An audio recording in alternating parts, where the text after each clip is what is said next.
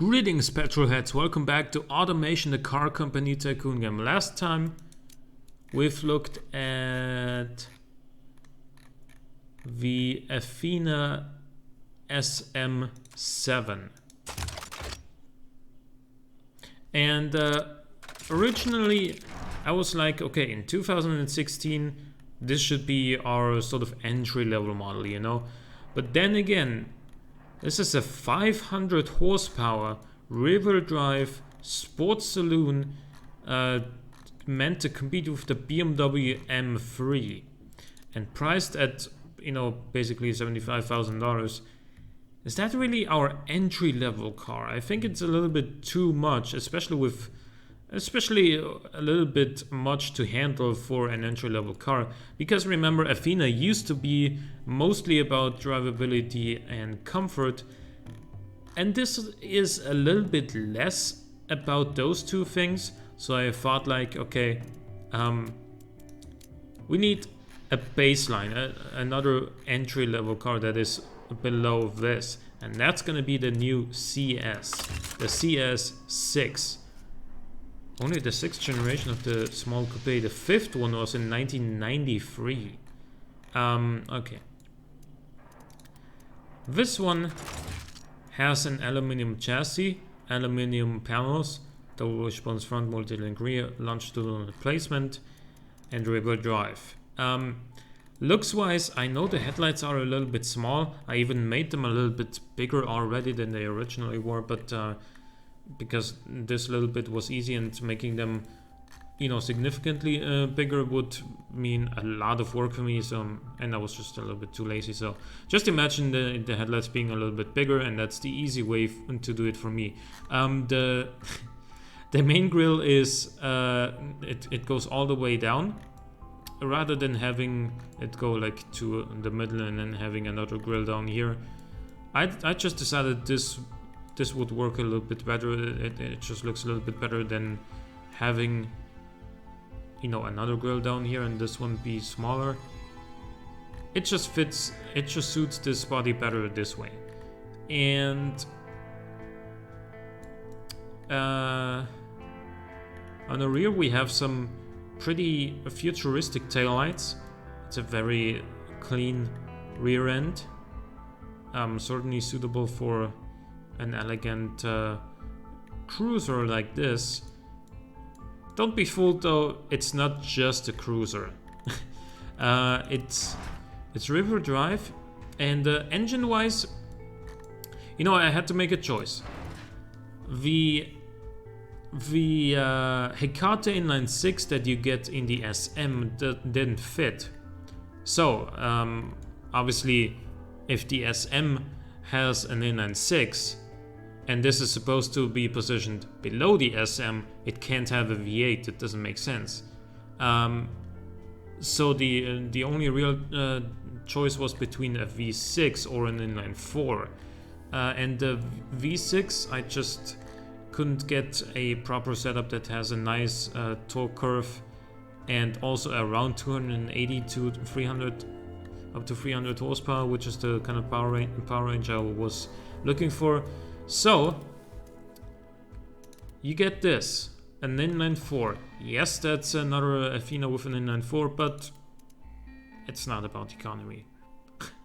So magnesium block, aluminum, silicium, I don't know how you pronounce it in English, head, 4 valves per cylinder, 9.9 to 1 compression ratio, VVT on all cams. Best possible materials on the bottom end, because again, even though this is an entry-level car, it's an entry-level car to a very expensive brand, so there is that.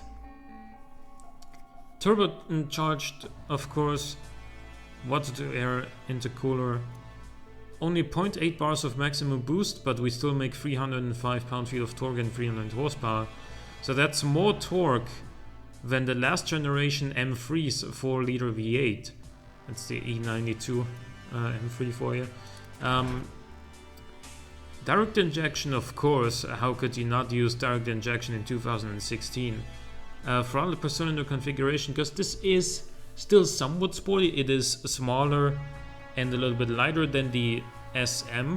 So, you know, good throttle response is certainly a positive thing for this car. Reverse flow mufflers though, because, you know, you're not going to be getting much of an amazing sound out of a turbocharged 4-cylinder anyway. If it only revs to 6,500 at least. If it revved to 9,000, maybe you'd get a nice unique sound, but as is, it's not really that interesting. 7-speed double clutch gearbox, electric diff, sports tires with 19-inch magnesium tires, 19-inch magnesium rims, and we got carbon fiber brakes as well. So that is just, you know, it's an entry-level car, but you can really see what you're paying for. You can see what world you're entering with this entry-level car, which is the world of like magnesium rims, carbon brakes, sports tires, luxury interior. That's the kind of thing you're entering when you buy an Athena. You get a fully clad under tray. You get, on this one, 4 seats and luxury interior rather than handmade. Luxury entertainment, all driver assists, advanced safety, hydro pneumatic springs, because I think they are just better suited for this car, because they make for better drivability than the active comfort springs. Of course, sportiness is higher on the active comfort springs, but you know, sportiness is still at 42.7. It's not bad, and also this is not entirely about the sportiness. Now, when I was developing this car, I was going back and forth between two different setups: the aluminum panels and luxury interior that we have now, which is also what I think to be the better option, or handmade interior and also with carbon fiber panels to keep the weight low enough and the performance where I'd like it to be. You can see that the car is now 90 kilograms lighter. We lost a little bit of drivability, gained a little bit of sportiness and prestige and comfort as well because of the handmade interior. But acceleration now is 5.1 seconds, 13.5 on the quarter mile indicated here, and the price is 72,800. If we go with the setup I actually chose, though, luxury interior and aluminum panels, then we will get 5.2 seconds 0 to 100, 13.6 quarter mile, and a $41,000 price tag. So that's $31,000 less for pretty much the same performance. And you know, the price of 72,800 will put it awfully close to the SM7, and I didn't really want it because you get a lot more car with the SM7 than you do with the CS6, and therefore I thought this would be the best choice. What you're going to be saying? What if you go for handmade interior with the aluminum panels? Well, then the acceleration will go up to 5.5 seconds, quarter mile is 13.7, and the price is 56,800. And I think it's just a little bit too slow now for what I'd like it to be. So this is going to be my ideal setup here. Let's test it on the quarter mile for a second. Let's see how fast it actually is now.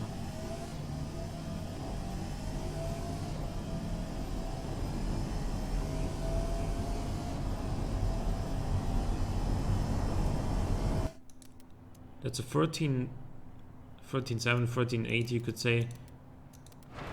With the handmade interior.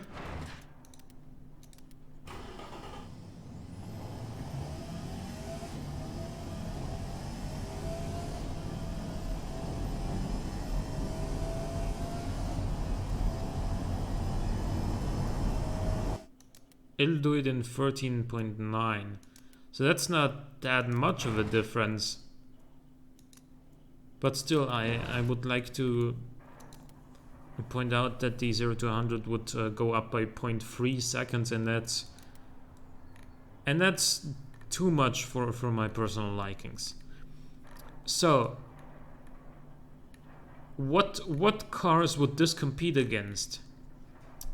At $41,000, well, let's just convert it 1-to-1 to euros, and then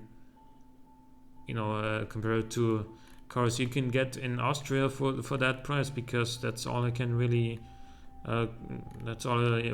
have knowledge of. I don't know how prices in different countries are. So for 41,000 you could get a BMW 228i. That would be pretty much the same amount of money, maybe 2,000 less or so. But then again, this would be this one would already be fully equipped, whereas the BMW has an options list that's about as long as the Bible. So yeah, a BMW 228i. What advantages does this car have over the 228i? Well, more power, more torque, more comfort, carbon fiber brakes, magnesium rims. It's better almost everywhere except for fuel economy.